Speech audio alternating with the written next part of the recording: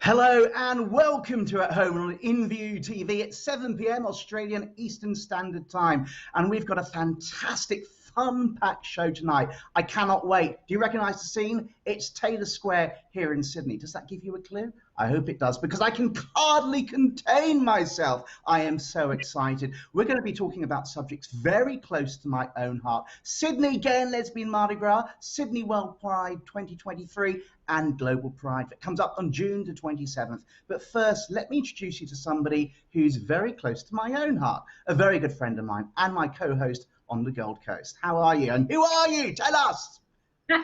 I'm Belinda Joe, the host with the most on the Gold Coast. How are you, William? I'm good, and of course I'm William Vroom here in Sydney, and on our show we look at the best people in business, entertainment, the arts and sport. I'm feeling absolutely great, and I'm so excited about tonight. It's so cold in Sydney, but I'm feeling warm already. How have you been, Belinda? How is it up in the Gold Coast? You've been having storms, haven't you?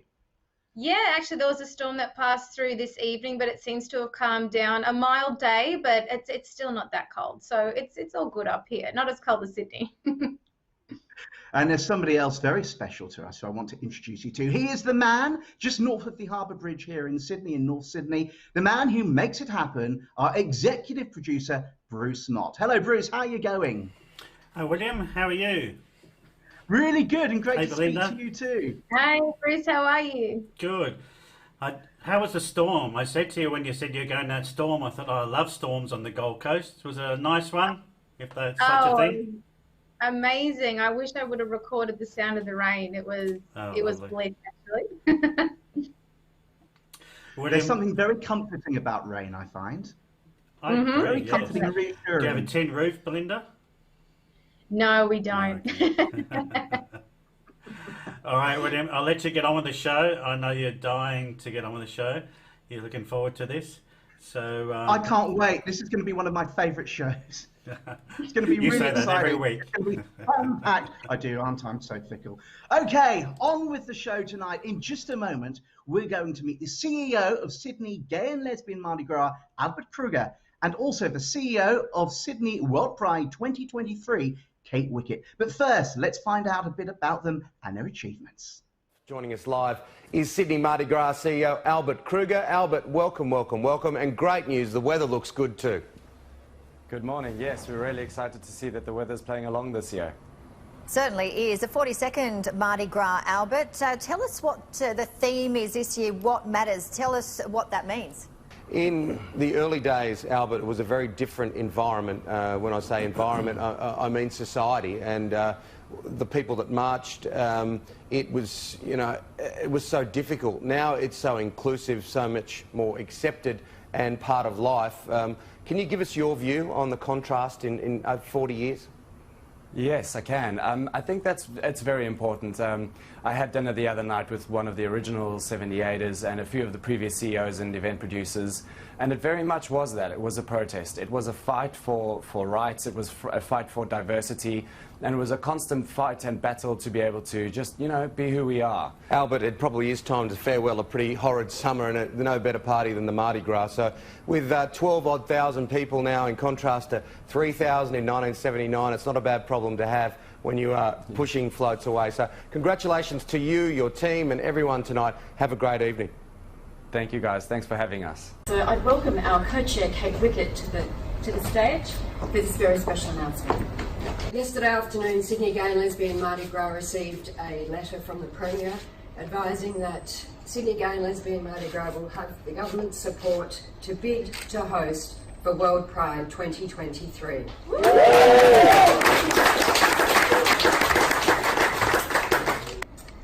The event wouldn't only just boost Mardi Gras, it would boost Sydney as a great destination, the economic and social benefits that we can show to the entire world, again, building upon all of the great work that we have done and will need to continue to do at Mardi Gras. Okay, they're coming through now. Ladies and gentlemen, the winner of World Pride 2023 is... Okay, they've just dropped out. The winner is Sydney!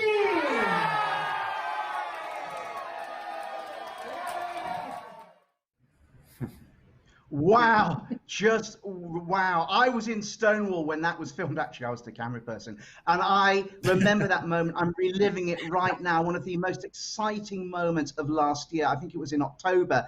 Kate, you were there right from the beginning of Sydney's bid for World Pride. You were in Athens when it was announced. We were up against Montreal and Houston. Sydney was often considered the underdog. How did you feel about us winning the bid for World Pride in 2023, Kate?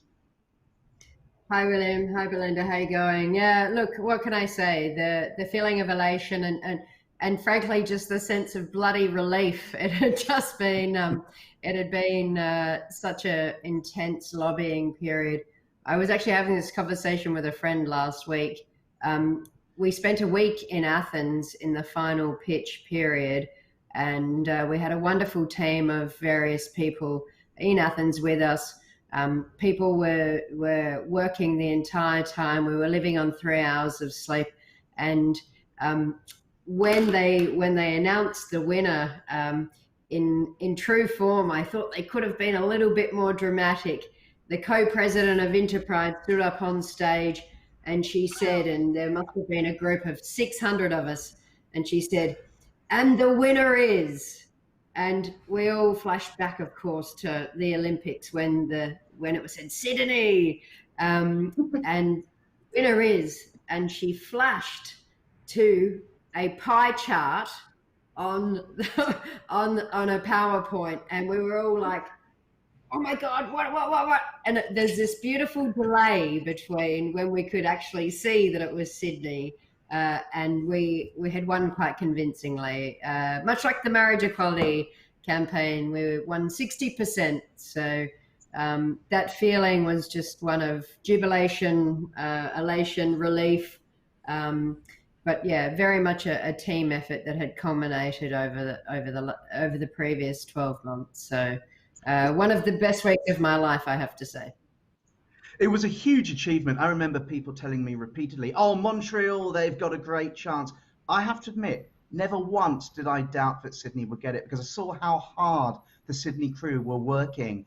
And I was so impressed. I was so proud to be able to march in New York at World Pride last year with Sydney Gay and Lesbian Mardi Gras and Sydney World Pride, and also at Pride in London as well. It was an absolute honor. But tell me, for you, what exactly is World Pride, and why was it so important that Sydney bid for it? Yeah, great question, William. Look, World Pride's never been hosted in the Southern Hemisphere before, and World Pride is owned by a group called Interpride, the International Organization of Pride Festivals. And very much one of our propositions was, if you're going to be a global organization reflective of all the global prides, then you must be a global organization. And part of that was that World Pride, as I said, had never been hosted in the Southern Hemisphere before. And we very much wanted to shine a light on not just Sydney and Australia, but our region more broadly. We have some of the most egregious human rights abuses in our region, and we must shine a light on not just our diverse communities, but still some of the challenges that we have here and in our region. So what a wonderful opportunity for everyone.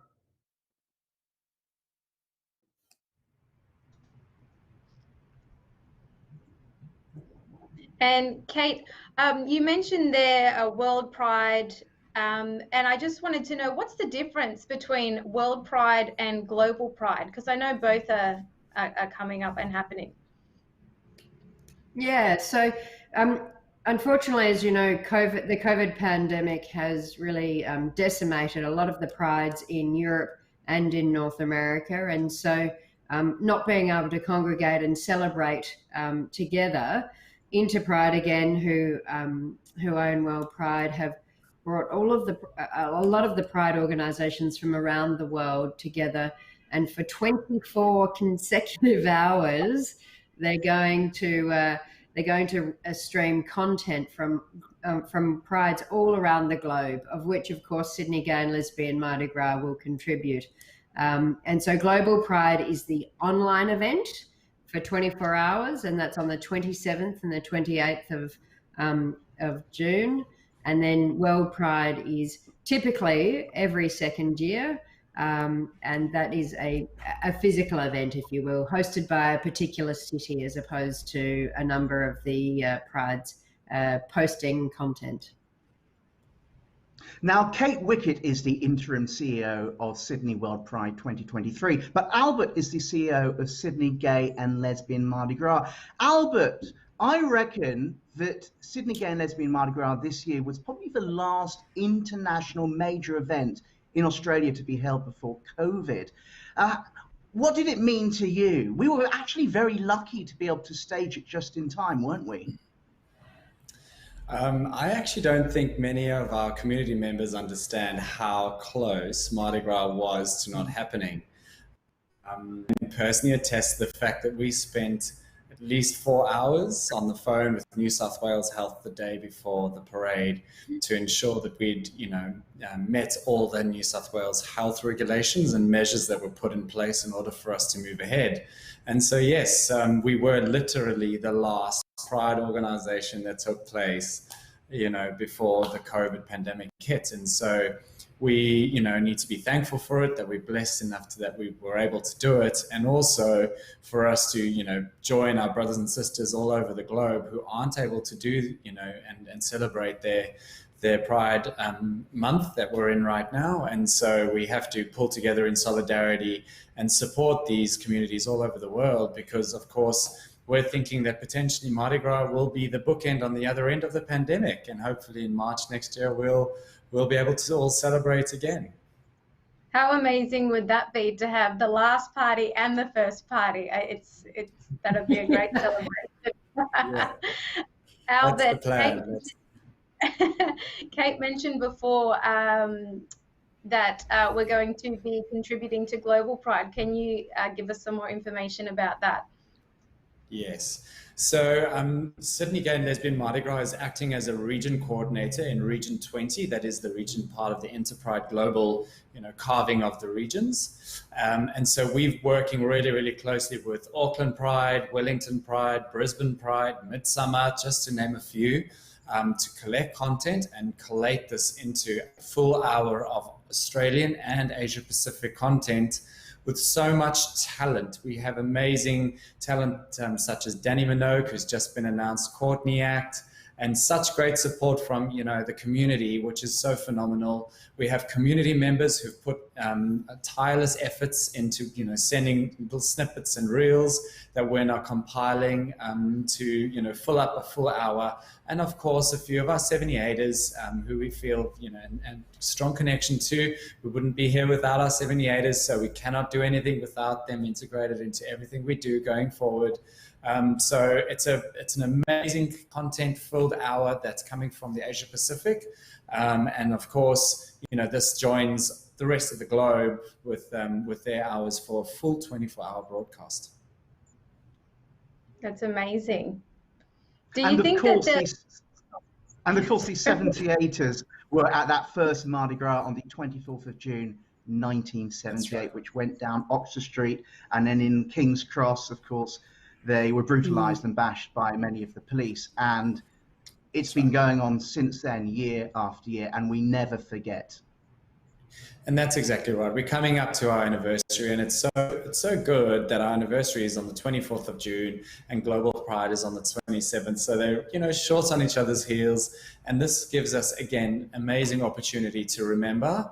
And that is always one of the biggest things at Mardi Gras. We built on the foundations of the 78ers, and we will never forget. And I think that's probably one of the biggest responsibilities of any leader in the CEO role of Mardi Gras and now World Pride with Kate.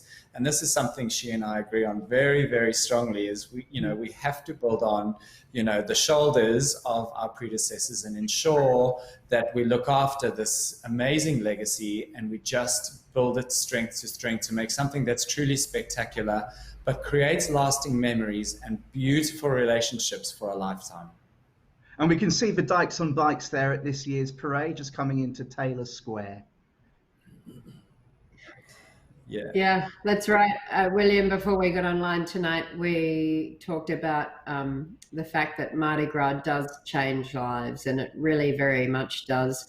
I remember going to the first Mardi Gras here in Sydney when I was, but a teenager, and that sound of those motorbikes coming up, you could hear it before you could see it, and that feeling of anticipation, it's just something that you can't imagine as an awkward teenager coming to a venue and coming to an event like Mardi Gras.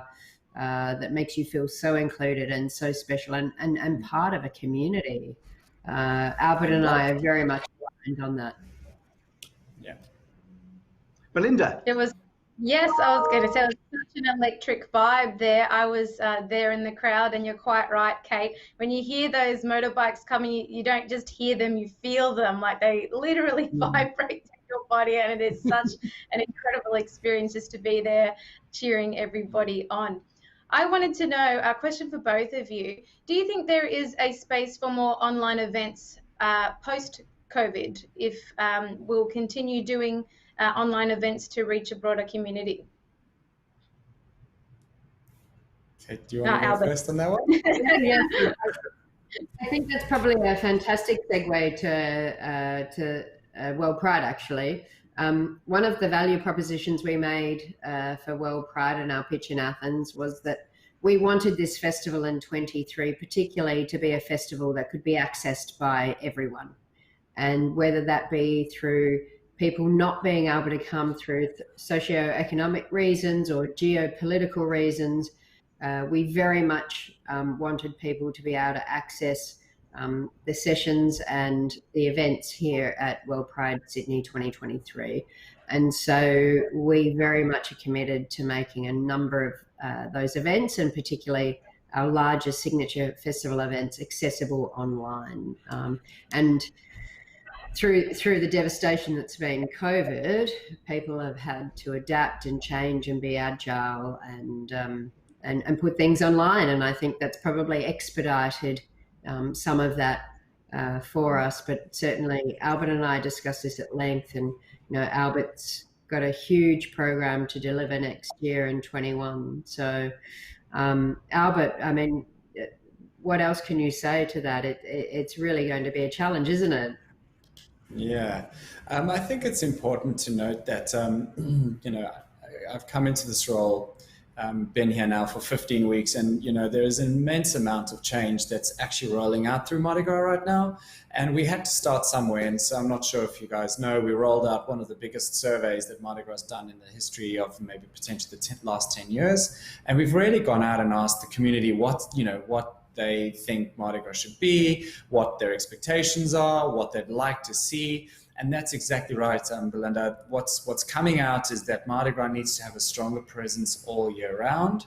And so we are now re-pivoting on what we've been offering the community just in a 2.5-week footprint, and potentially now exploring other alternative solutions to, connecting with our community and really, giving them other alternatives, because we know our community is diverse. And there's so many different factions throughout. And the great thing is online gives us that absolute tool to connect to very remote and unique communities, be it by way of book reading or online audiobooks, or, it doesn't matter. And I think that's probably one of the biggest things that Mardi Gras is going to be exploring, because we know we have 2 really good, solid years ahead of us leading into World Pride. And so we're going to be trialing all of these new and exciting online platforms, which we can then bolster up and really, amplify when we move into World Pride 23. But it is our goal to be connected to our community all year round. And how we do that by way of our social platforms, by way of online discussions, by way of panel discussions or good debate, is really things that we're now exploring, because we want to be able to offer quality content to our community that they appreciate and they interact with. Kate Wickett, you have quite a long history with Mardi Gras, and Albert, you came on quite recently. I remember my first Mardi Gras was in 2001. I was a Pommy backpacker living in King's Cross. A friend mentioned Mardi Gras. I watched the parade from Anzac Parade. It was amazing. 2002, I came back to Sydney, and I was in the parade for the first time. It's an amazing moment. But naturally, Sydney Gay and Lesbian Mardi Gras evolved. People talk about grassroots activism, which is very much traditionally where it came from, and of course how it's become a lot more commercial since. People have also talked about changing the name to represent more people in the LGBTI community. How do you keep Sydney Gay and Lesbian Mardi Gras relevant to today? Albert? So that's an amazing question, and it is one of the things that you know, for me, my first Mardi Gras was 10 years ago. I came to Australia to visit the Sydney Gay and Lesbian Mardi Gras as a visitor, and now 10 years later, you know, I'm actually, you know, at the helm and as CEO, and that's very true. I think the biggest thing for us as a community organization, and that is exactly what we are. We're a community organization with members who guide us in our principles, and we're based and grounded in our constitution. But we have to stay in contact with our community. We have to have open and transparent communication with our community, with our members, and they also too need to know what is our purpose as Mardi Gras. What are we here to do? What is the platform really utilize? And you know, if you look at the video just there, you know, many people will just see people just walking down a street, but there is such fundamental political messaging and key messaging that different community groups, you know, want to put out there in the world. And what is Mardi Gras but a platform to allow every single group to have their say, and for everyone to have their time in the sun to get their message across and to garner support in their different ways of life in the community organizations. And we feel so truly blessed that we were able to do that. And so that is the purpose of Mardi Gras, to create an amazing platform to support our communities, you know, and lift them up and really give them that voice, you know, to fight those social injustices and to make sure that everybody knows the fight's not won just yet. We need to carry on being visible. We need to carry on being who we are. And we need to really, really stand together as a community, because that is what makes Mardi Gras special. That's what gives us the magic. Can I tell you the thing that affects me the most? When I film the parade every year, I share it online, and I get messages year in and year out from people around the world, often in countries where they feel persecuted, and they tell me seeing the parade makes them realize they're not alone. They're actually, I'm getting quite tearful, but it makes them realize that they are not alone, and there are people like them out there. And it's solidarity, and it's not just about Sydney, it's not just about Australia, it's about the world. And look, William, I'll just add one thing. Sorry, Kate. There's just one thing I want to add with that. And I think there's something so I feel really passionate about this. The bigger Mardi Gras gets, you know, the wider our reach, the more eyeballs we get on it, that is when Mardi is successfully doing a good job. We need to get this as big as possible so that we are, as Kate very rightly said, shine a light on the injustices that are happening on our doorstep right here in Asia. And that is why we strive to be so big, and so, because that is what gives us this platform, so that we can get those voices out and we can touch people in the most remote parts of the world, and that is success.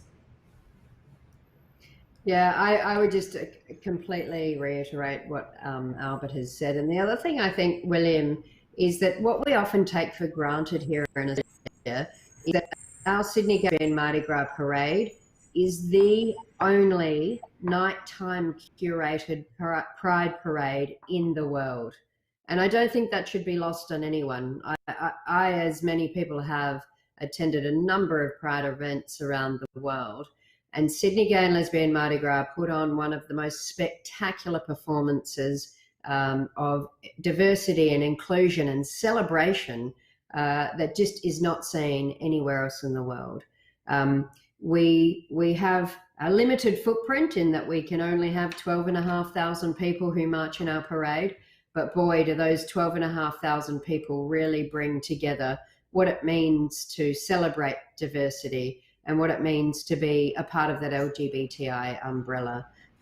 It couldn't have been made more clear to me while traveling, particularly last year on the World Pride kind of campaigning tour, that we often take that for granted. There is nothing quite like that feeling and that emotion walking up Oxford Street with 300,000 people standing aside you. And again, we have 12,500 people marching, and we have 300,000 people watching. That's quite uncommon for a particular Pride event, because usually you have more people marching than watching. And I think that is a visually symbolic and visually powerful message that we send to all of the world, that we are here and we want to be listened to and we will be listened to, and we are going to stand up and be heard. And I wanted to ask you both, can you talk to us more about the theme behind Mardi Gras that was 2020, which was What Matters, Kate? Yeah, sure. So What Matters was a theme, effectively a combination of listening to our community and asking the question.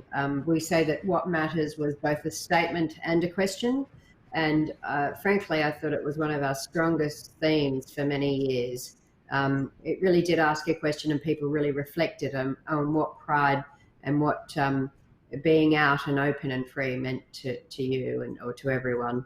And so for those who saw the midnight community show, we had over 100 community members on the stage. And really, for the first time in many years, I thought Mardi Gras really came back to those kind of roots of advocacy and diversity and activism in a positive way.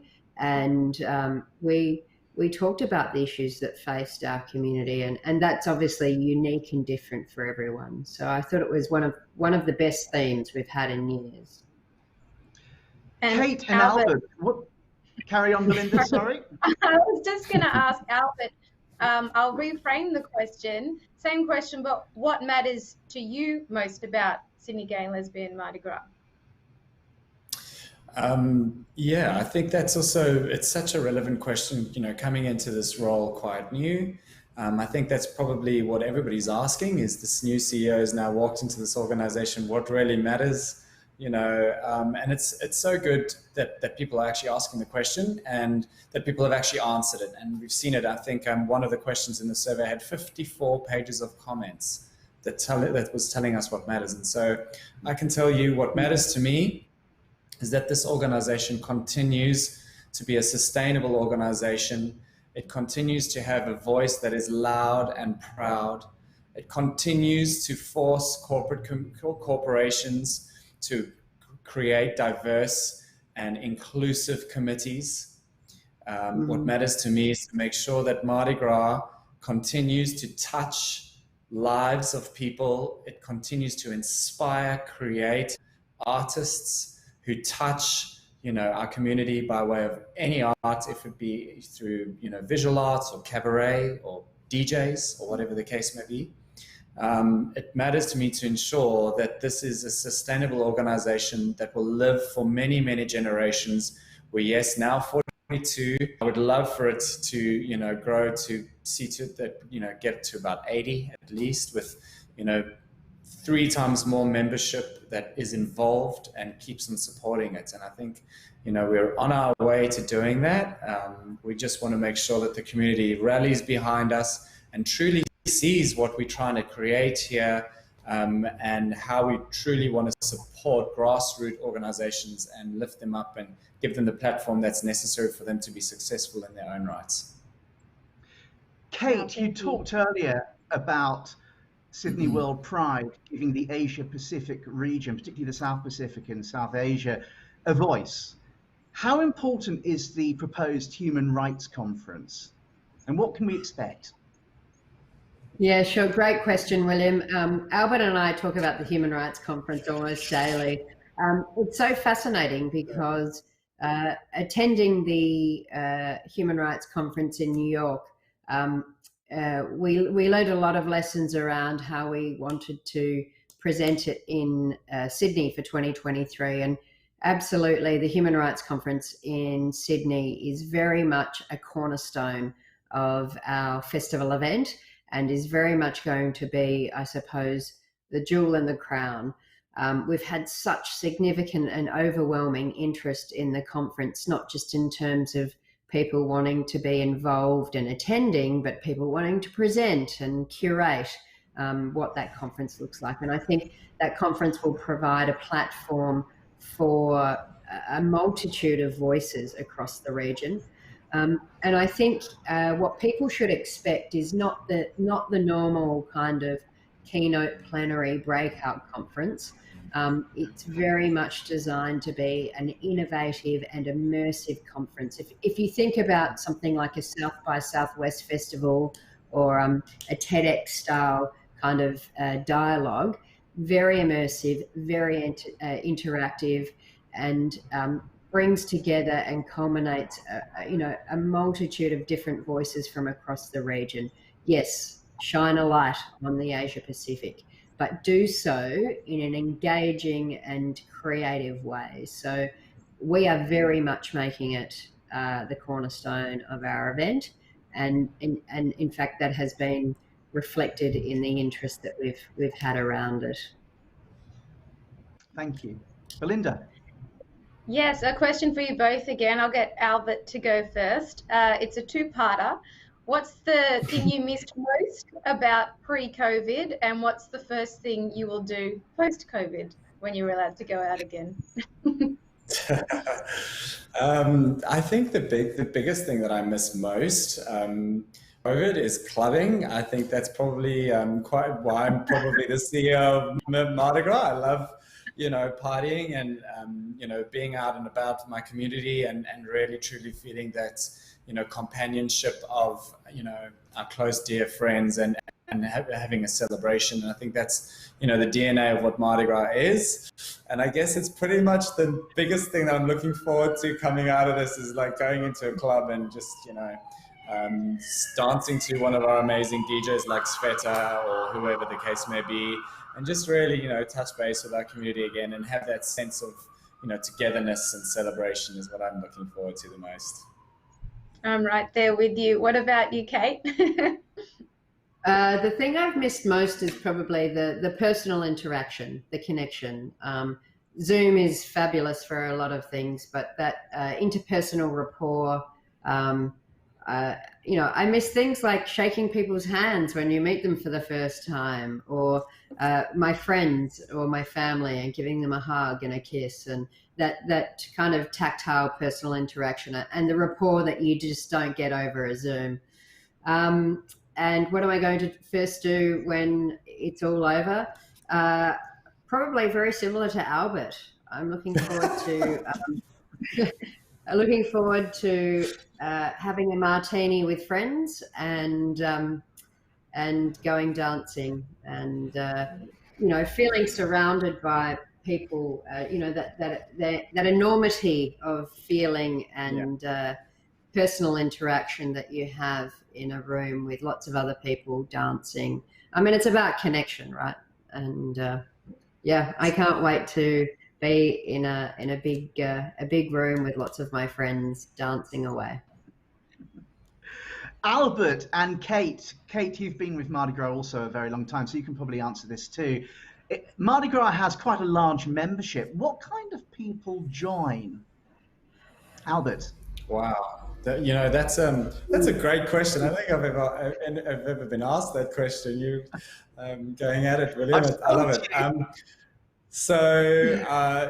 It's actually funny because with the survey results are not reflective of the actual Mardi Gras membership base, which is really, really funny. So it's actually a very diverse group of people. It's a very clear-cut, 50-50 between male and female. And so the only thing that we as Mardi Gras are striving for now is to make sure that we catch the younger generations coming through the gates and including them into the membership. We do tend to have an older generation as members of Mardi Gras. And so that's also one of the reasons why we as an organization are working so hard at creating content that we can, capture the younger audience. Because, I mean, you can think for yourself, it's really hard for any organization on this planet to be relevant from someone, to someone who's from 18 to 88. You can't be all things to everyone. And so we have to focus, really, special programs to capture different audiences. But yeah, we're working really hard on making sure that we, capture the hearts and souls of the younger generation, and also maintain the hearts and the souls of the older generations who might just now, have felt that they've paid their dues. They just want to maybe sit on a porch with a cup of tea and no longer really, go to a Mardi Gras AGM and vote on who the relevant board members are or what are the current politics of the day. And so it's something that Mardi Gras is working really hard on, retaining who we have and, acquiring the new ones coming through. Kate, would you agree? Yeah, look, I think there's some really good points. I guess the other thing that I'd reflect on over my experience being obviously so closely involved for the last 3.5 years is that what we do know is that with our 3,000 members, that doesn't always reflect all of our community. And so to Albert's point earlier, we really absolutely want to encapsulate and reflect all parts of our community, and sometimes our membership base doesn't reflect all parts. So that's something that we're absolutely going to work on with World Pride and Sydney Gay and Lesbian Mardi Gras. And of course, it would be remiss of me to say that, we definitely want to see more lesbian visibility and lesbian participation. That's been an ongoing and perennial issue for Mardi Gras for years, and is nothing new.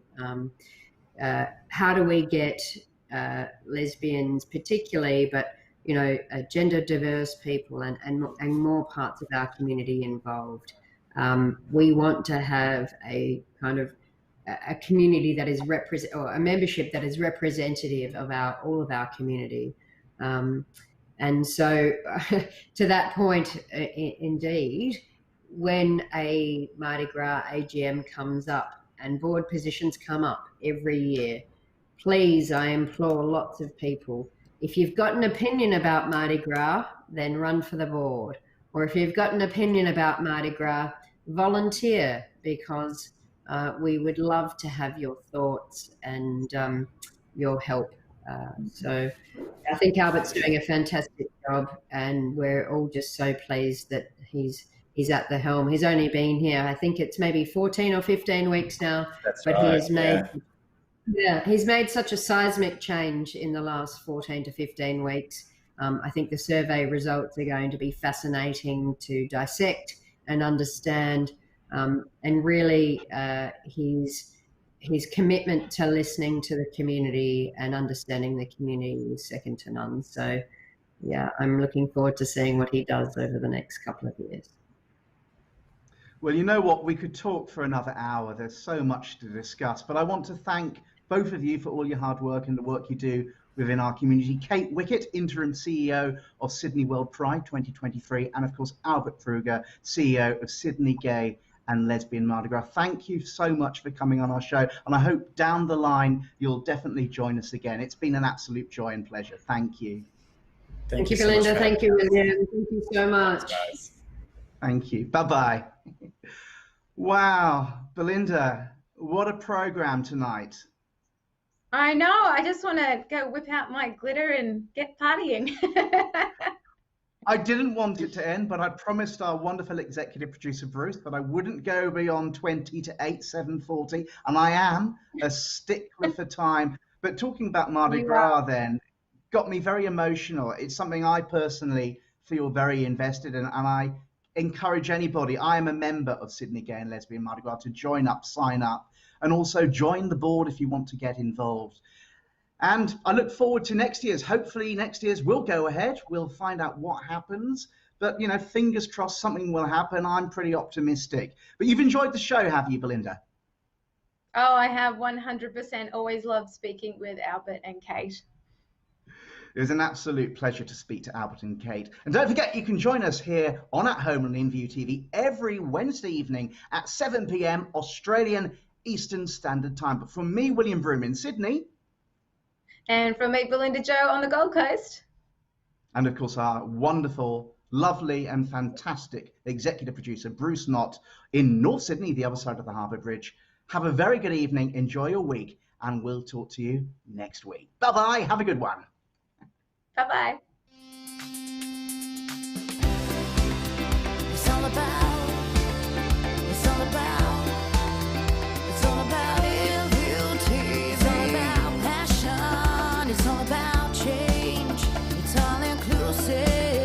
every day out from